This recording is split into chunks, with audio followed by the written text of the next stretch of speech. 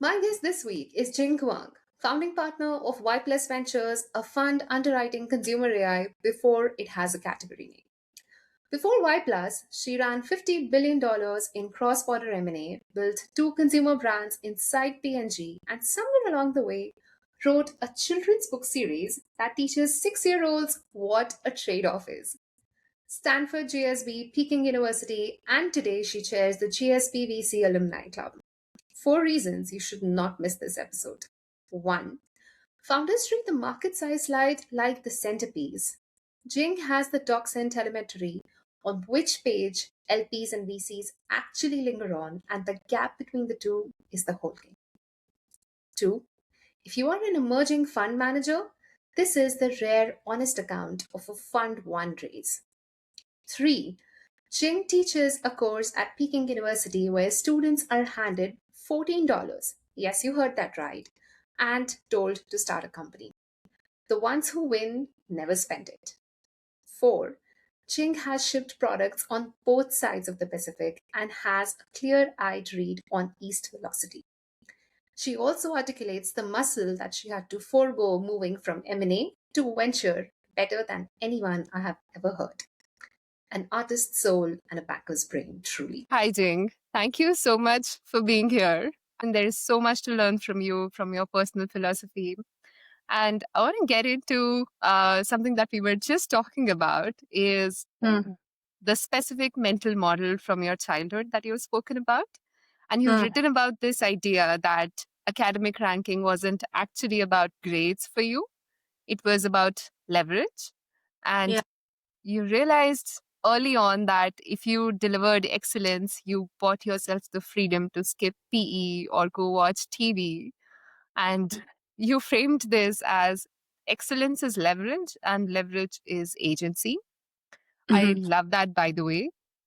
But now you're an allocator of capital, which is arguably the ultimate form of leverage in our economy.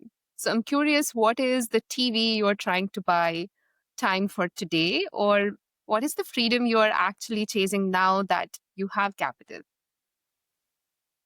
Wow, that's a great question. Thank you for having me, by the way. I think ultimately, for our generation, I think me included, would be the participation in the future. I think VC, if you look at it it's an asset class. We basically invest the money. We use the today's money and we put in some companies that we hope that could generate the future. In some way, will change the future.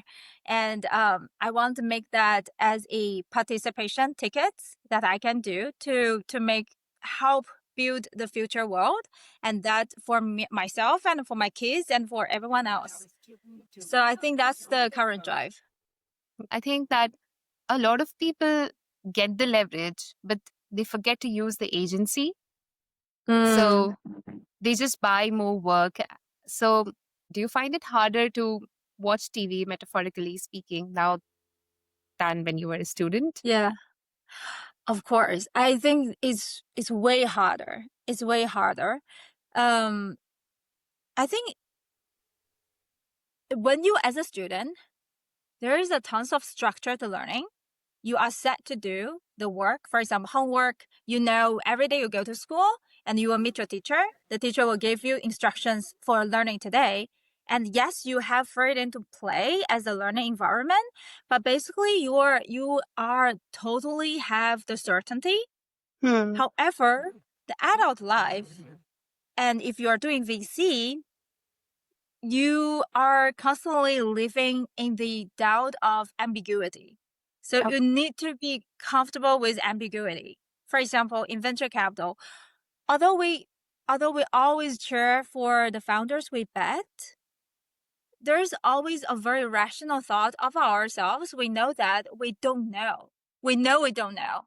We don't know what kind of startup would be winning, will be the next Google, next OpenAI. However, with that doubt of the benefit of doubt and living in the ambiguity, we're still moving. We still be disciplined and want to cheer that up.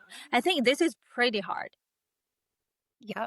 And then you add up the time elements. saying you need to wait for 5 years or 10 years to figure out whether you are good at this or not. This is even harder. Yeah. Everybody is very comfortable with instant gratification. Nobody wants to delayed gratification. I think this is very counterintuitive.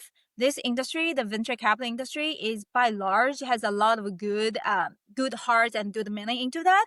But if you living day to day, it's actually very counterintuitive. Yeah. It takes a lot of courage to live in VC. I think especially the fact that it takes 5 to 10 years to realize whether you have been a good VC or not, whether the bets you have made and the decisions you have made have been the right ones or not, given the ambiguity. I think it is just the unspoken rule of the VC world. How much of it is luck and how much of it is actually your judgment? How much of it is a power of you had just more capital to deploy?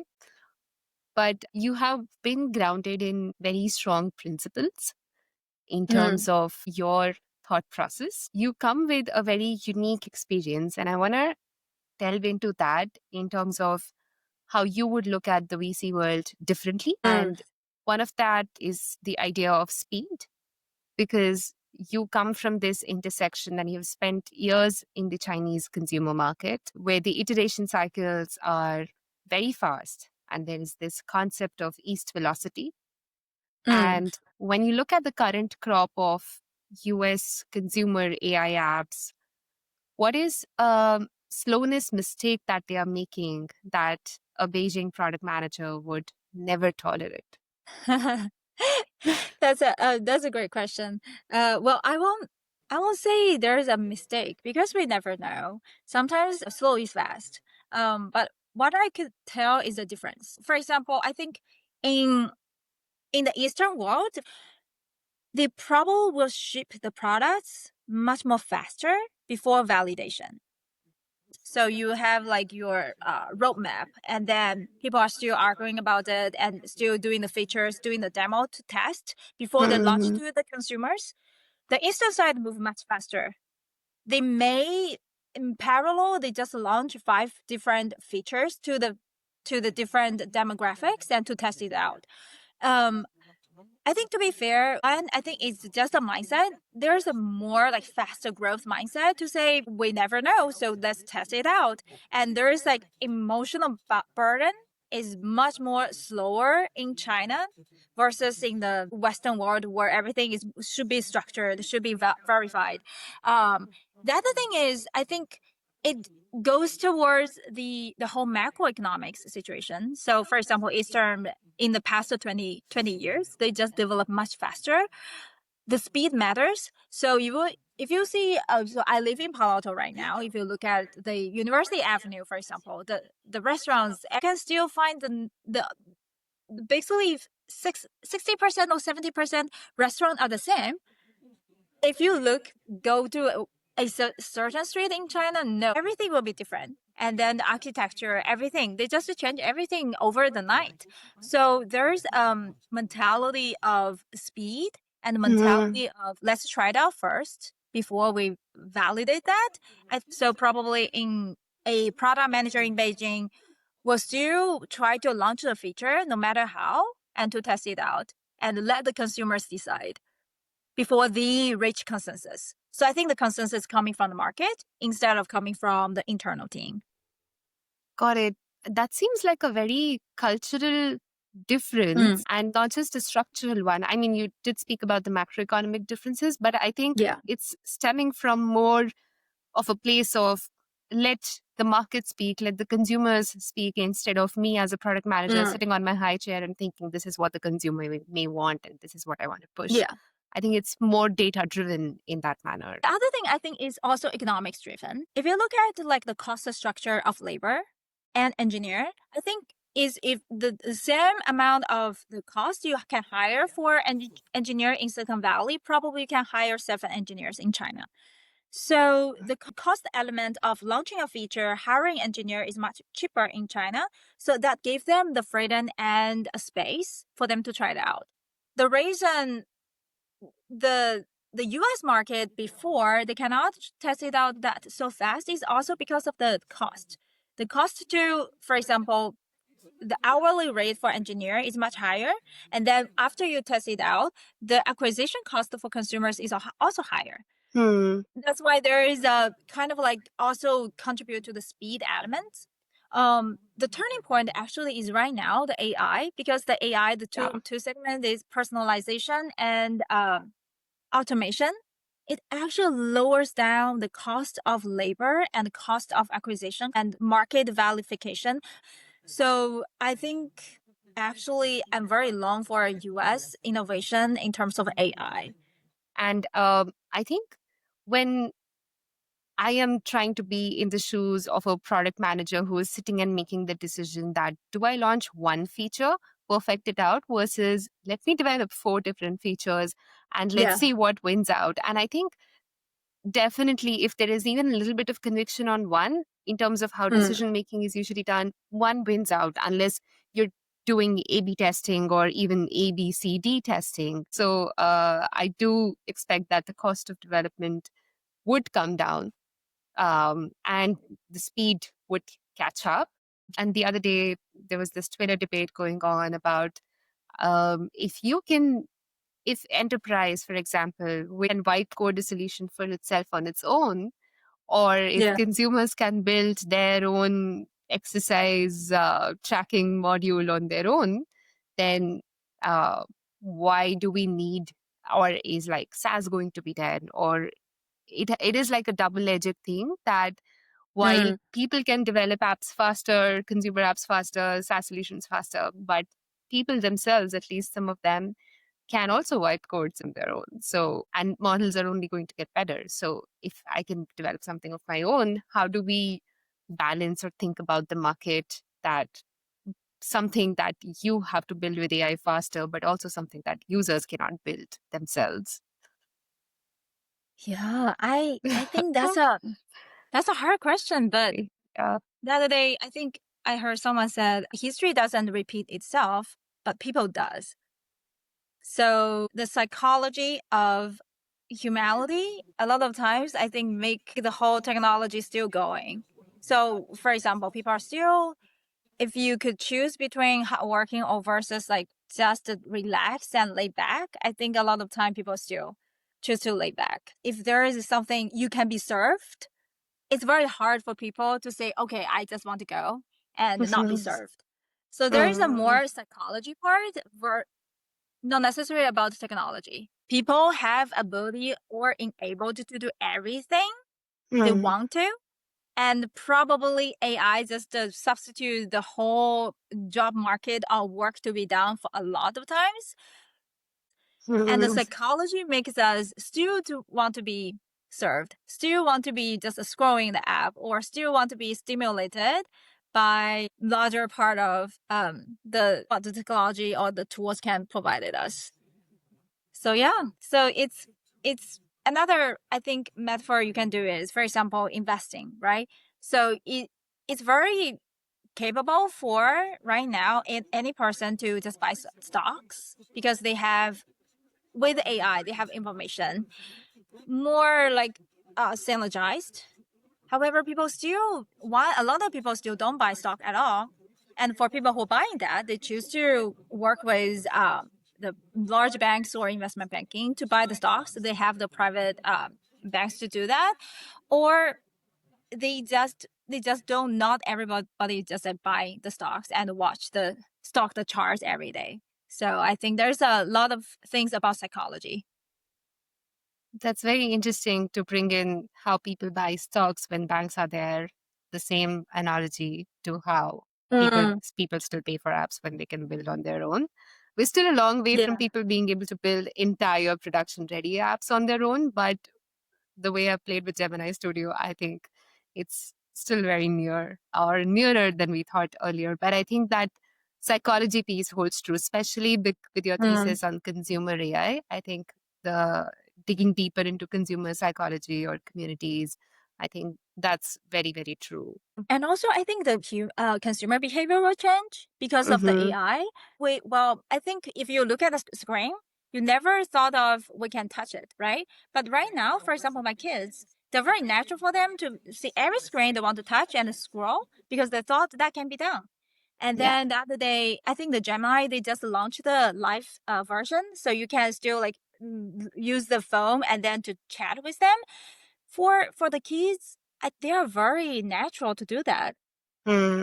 They're very natural to have conversation with AI than our generation. And then they are just like holding the phone and then just like shoot. For example, they are reading books. They are just putting the phone in front of the books and then chat with Gemini live about it. I think that Wow. was fascinating. They're Yeah, already doing that. I think I also still think they're there's already doing that. friction in doing that. I feel like a dinosaur now that I'm still reading books the old way by reading them. No, you can do that. I think last night, for example, my kids were talking about what the gravity is and asked the Gemini to calculate what the gravity on Earth and on Mars and that could be, and then just show the books and discuss with that. So it's very natural for the next generation to adapt to AI. Wow, I need to It's not. unlearn a lot of things. I know. I know. Um, So I think that's also the exciting part of working into the VC, so you can participate in the future. yeah. And Yeah. I think this is very fascinating. Just see how the next generation use and how these human behavior can adapt. I had a portfolio founder in my past VC life, and they mentioned that they would test products or think about the next feature by just going in their local park or yard where kids are playing and observing how they're interacting with things. And that's how he would think about the next set of features or products. So, Yeah. great way to get inspired. Switching gears a little bit, you went from leading $50 billion in M&A, moving oceans of money for Fortune 500s, to writing first checks and hiking the Stanford dish with founders. And those are two completely different sports. M&A is about risk mitigation, precise valuation, and early stage VC, like you said, is about the ambiguity that comes with it, the longer cycles that tell you whether this deal was successful or not. And it involves a lot of unlearning. So, what's a big finance muscle memory that you had to atrophy or kill to become effective at Y Plus? Yeah, that's a great way to frame this. I love this question. Well, there are so many. There are so many. I can name a few. One, I think definitely is the exit mindset versus the long-term horizon. VC is all about long-term horizon we talked about earlier. And I think this to be comfortable with you don't get the result right away. You don't know whether you're right or wrong. I think is one thing that if you working the big finance, for example, M&A, you get the result right away. So that is something I think I need to switch off to be able to be comfortable with working in VC. The other thing I would say probably would be to be comfortable with being vaguely right versus precisely wrong. So I think M&A is all about you need to be avoid to be precisely wrong because you want the deal to be done, and it's very it's very intuitive to see the numbers and to make your judgment. The VC, however, is all about we know maybe the train is going to that direction, but in which track we may not know. So there is you just need to do like I just need to convince myself to be vaguely right. And that's also the beauty of VC. You just need to be vaguely right to win the game. The other thing is, I think probably the power law. Yeah. In VC, you need to be disciplined, and it's okay if 99 deals out of 100 deals failed. It depends on the next one, right? What's going on with the 100.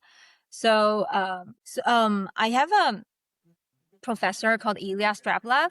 He I think is already a go-to VCP professor. He published a book called The Venture Mindset. I think a lot of the frameworks are true, very true to VC.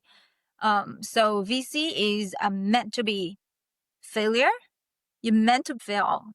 It's you go into VC. If you look at the absolute number, you are definitely going to fail, because probably over half of your portfolios will fail, especially if you're working the early stage VC. Yeah. But the game works as you need to win big once you win. I think very true. And I think the first time as I moved from investment banking to VC, I saw a portfolio company send a monthly report on their financials. Yeah. And I looked at the report and I was like, this does not make sense. This is not True. how you report financials. Like my Yeah. banker brain was exploding looking at the report. But I think it's very much like a personal relationship with ambiguity, with failure, with things not being clear, and Yeah. a lot of trust. There's this element of how much can I trust this person? And I think That's very true. how do Yeah, you develop that? Yeah. I think that's very true. At the end of the day, why I think everyone in VC saying we're investing people, we're not investing in the business. I think that is fundamentally true. One is, to be fair, there's no data, just no data at the early stage. So you cannot look at the data and then make the judgment. The second thing is, I think the whole startup concept is very hard. Mm-hmm. So there is absolutely ups and downs, and you can just quit at any time of this whole trajectory. And if you put money in something that is basically, you want to trust that person, they will not run away with your money. And the whole agent principle dilemma, I think, is very true in VC. That's why I think the human elements took a lot of role in playing into this. And how to develop that, I still think it just a matter of experience. Definitely matters. So that's why also on the other spectrum, you see people who work in VC, they work for a long time. They probably will be the last job. And so I think it's a blessing for VC, for venture capitalists, that experience actually add up. So the ability to rate people it will increase with your experience. And the other thing is probably, I'll say, how to not look at for example, the pitch deck, but really understand that person on a personal level. I think that helps a lot too. Yeah, I think it's a relationship building journey at the end of the day. That's very well spoken, that it takes time. Like it'll be the last job that a VC does. So they develop this ability to read people. And I think that's part of the trade. I heard a lot of friends in my associate pool come back and say, we were introverts before, now we have become extroverts after 2 years in VC. Well, for that, I think you can, well, I think you can still be introvert to work in VC. Yeah, I Yeah. totally believe that. Yeah. Yeah. I think the extrovert part and introvert part is just a mean, but not the end. I think at the end of the day, the founder probably will appreciate the VC who speak the truth. So be authentic, whether or not that could be extrovert or introvert. But the essence of startup, you still need to deliver the value, and you still need to be, for example, scalable. And also, given said that, I feel like there is a difference between giving advice versus giving opinions. In VCs, there is a blurry boundary between that, but a lot of times either the founder will take from different perspective, or VCs how they communicate can be very misleading. Given the shareholder and the position of a VC to give advice for founders, the founders naturally will be more willing to take. It's kind of like a coach when the coach or teacher says that, because they owns a part of your startup. It's more natural for the founders to be given to take that advice. but Hmm. it may not be true. So I will be very cautious when I share my thoughts with founders. I would say this is just my opinion, or versus this is just my advice. I even like posted on LinkedIn saying I think the best advice for a founder is not to take advice. The best advice for VC is not to give advice. It's worth the founder and the VC to have the awareness. Yeah. Yeah, to be able to do the right thing. I love that line, by the way, Yeah. on advice. I think I'm gonna Yeah. share Thank you. that So as an circling advice. back for your yeah, I know. So circling back to your introvert the statement, I feel like the introverted VC can have a lot of advantage if that introverted person know what he does, like, and have the awareness of to not to give or not to do this kind of things. So yeah, I think it's definitely everyone can work in VC. I even launched like a fellowship at Stanford, especially designed for people who don't have access to VC before. So I definitely think everyone can be a VC. Yeah, I now that you speak about the fellowship, it reminds me of the course at Peking University that you ran called Challenge 100, Yeah, where yeah, for the viewers, please keep me honest here, students have to launch a startup idea scaling up just 100 RMB, which is about 14 yeah, US dollars. yeah, And I imagine when you share that with students, their first reaction would be panic when a student would yeah, complain to you that $14 isn't enough. So I have two questions related to that. One is, what is the specific mental block that you're actually tweaking with there or trying to reveal from their students? Like, why are they saying that? Why $14? And it's not going to be enough for sure. But what are we yeah, actually playing with here? And the second is, how does that inform the Rooted in Fellowship, where students might come back and say, I need resources to start, or where people with no access might come and say that, hey, Silicon Valley is a warm intro game. So how do I break into it? I have no background. So I think working with those yeah, constraints, how do you think about it, starting with the course? yeah, definitely. So I think you're totally right. The 100 RMB is a totally setup. So it's a setup is designed intentionally in that way in two senses. One is the resources is limited. That's a principle, I think, microeconomics principle 101 everyone learned, right? There is a not unlimited resources in the world. The resources are limited, so that's why you need to allocate the resources. The second thing is actually it's never about the money. The truth is, the students who excel in this class, who actually win, sometimes they never use the 100 RMB. So never use any capital. It's very counterintuitive. Mhm. Yeah. So the actually the hidden message of that whole course is you should leverage your resources, not your constraints. If you leverage your constraints, you will have 1000x constraints. For example, if you want to leverage 100 RMB or like $14 to start a startup, you will say everything is just like a hard wall. You cannot get out of the walls. If you leverage your resources, then you got 1000x resources.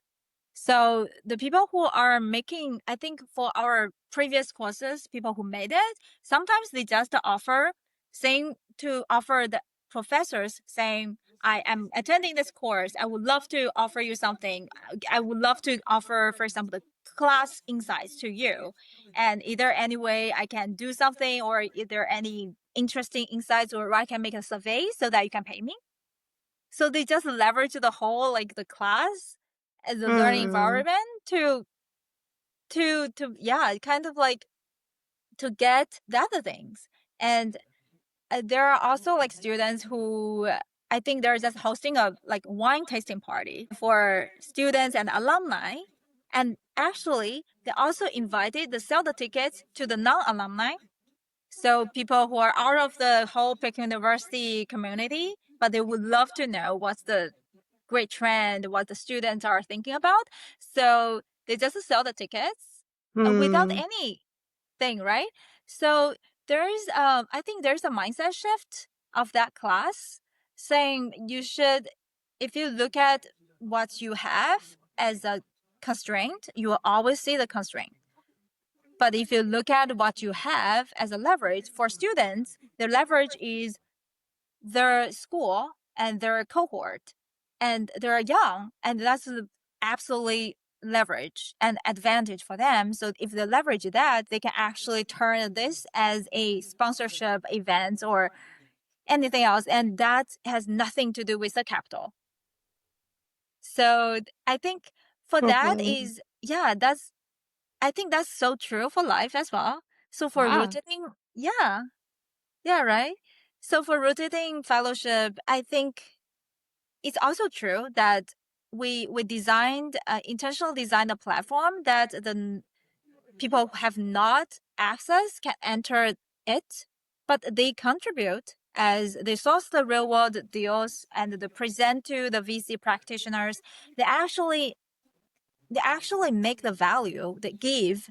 It's all about, I think, give and take. But for that fellowship, they also give the values, they give their insights, and to contribute to the VC ecosystem. And in return, they have the learning and they have the experience at the same time. So we actually solve the chicken and egg problem in VC. So they learn, but they also work at the same time, and they also get the networks because we'll pair the mentors to them. So yeah, that's a beauty. That's the beauty. And that's honestly so inspiring that leveraging your resources instead of leveraging your constraints. I think Yeah. even with the best of resources, I have found myself or my peers being so focused on the constraints on why something cannot be Sure. done, be it time or be it anything else that's a constraint. But at the same time, I think while you were speaking, I just thought about the number of things that I can leverage, and definitely the leverage that you build over your career outweighs at some point the constraints that you're thinking about. It's just that you're modeled to think about constraints. Yeah. But that's a very interesting course, and I wish I got to do that course at some point. I wish Fortin did it. Yeah. I think a lot of times it's just a mental block, right? And you need to experience for the first hand. You need to have the first hand experience to do that. And the next time you know, you can reapply that to the real life. Yeah. Yeah. The way I think about your journey as well, I think this applies to you as well, because you launched Y Plus Ventures in January of 2025. At least that's where I see the public launch. I'm sure it must have been in work a lot before. Yeah. But that seems like the time when, like a tough macro environment with the AI hype cycle and the interest rates, it continues to be a tough fundraising environment, especially when it comes to fundraising for VCs and going to LPs. So, how did you leverage this mindset for yourself? And if you can walk me through like any LP conversation that gave you the insight to maybe change direction, or what was that process like? Yeah, it's definitely a journey. One, I think, is find your target audience. It in this whole world, I think the capital is a commodity. So it's definitely a science and art how to pick up target audience and to sell your things for. The other thing is, I think going back to our leverage your resources part, for a fund manager, I think for VCs, actually you are, especially for the emerging managers, the biggest the leverage is yourself. So that's what I learned throughout the conversation. A lot of times, well, I have a pitch deck, and I use the pitch deck a lot at the very beginning. And then I realized actually people who believe in me later on, they just believe in my journey and my thesis and or like my who I am as a human being instead of any pitch deck. So it's for the founder too. So when the founder pitched to a VC, I think they spend a lot of time in doing the pitch deck. And especially, I think if you look at what they spend the most time on would be the market size for the founder. And everybody spends so much time in market size, which is arguably, you can say it's right or not wrong. Nobody knows. But people spend the least time would be one page on the founder side, both for the founder pitch and the VC pitch. And for me too, at the very beginning, I just spent one slide on who I am. I never even mentioned tons of things I have done. However, if you look at, for example, there's a document where you can trace how long people spend on each page, you'll realize people spend the most of time on the founder page. It's all about people. Yeah. And yet you spend the least of time in crafting that. You only put your portrait image on and then your background like logo on, but you never explain that. So I learned that to connect with people, just to try to be as personal as possible and to let the other side of people know who you are, just to get to know each other. So I think that's probably the most important element, and then build the trust. And it's not about how smart you are. A lot of times people don't choose to invest or not invest depending on how smart you are, right? They just invest because they resonate with you, resonate with your journey. And sometimes they even invest not because you are successful, but because they wish you are successful. So that wish, that expectation, or that edge of joining the party, I think that's the totally of the whole game of fundraising. Yeah. That's so well laid out. And I think it's very important for both early startups and early fund managers to learn from is that crafting your personal story, your narrative, and who you are is so important to connect with people. And it's not so much about crafting, but presenting yourself in the right way in terms of who you are, what you believe in, and not just your LinkedIn profile. That's true. Yeah. That's true. Yeah. And probably, find the time, for example, find time to have lunch together or dinner together, right? So I think those kind of like, it seems like very useless. I think that though all those like useless interactions, actually it will turn out to be the most useful things. And the most useful things, like, let's talk about how big the market is, how what's the chart on the competitor landscape. I think it will turns out to be less useful because you will pivot anyway. You will definitely have more understanding after you get to know, after your like couple years. Things change. Your pitch deck means nothing. Probably will means nothing after the fundraise is done. So, but the relationship you build, kind of like the dinner or the meals you spend together, right? I think that lasts. I still recall a lot of times, for example, I still recall when I was a student, I had some meals with the professors and students in my cohort. Those kind of emotional bonding elements that actually last longer. Yeah, definitely. I think we keep going back to that element in terms of the human element, which comes so much across in how you function, how you present. And I think there's a lot to learn from how you've done that. So I hope that listeners do take this away. And moving on to this direction, I think if Fund One is a startup and you are the founder, what is a Series A milestone that you secretly hold in your head for Y Plus? And I don't mean DPI or fund size. I mean, what does the firm look like when you have achieved what you personally set out to achieve as a VC, be it in terms of helping the right founders or helping even one good company? What does that personally look like for you? Yeah, that's a good question. I hope people or the founders could think about Y Plus if they want to do their own startup as the first stop. So if they could view Y Plus as the first stop for the trust, I think we will made it. Yeah. That's a good way to put it. Yeah. I'm excited for that. So switching gears to psychology, you do something I haven't seen many VCs do.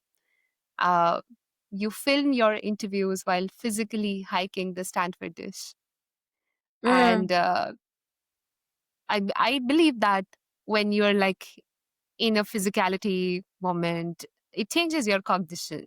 Yeah. When I'm running, I'm thinking different, or I'm thinking definitely different things, if not different. And is there a specific type of conversation that you find you love to have, or you can only have with the founder while on a hike when you're both slightly out of breath, looking at the horizon? Yeah.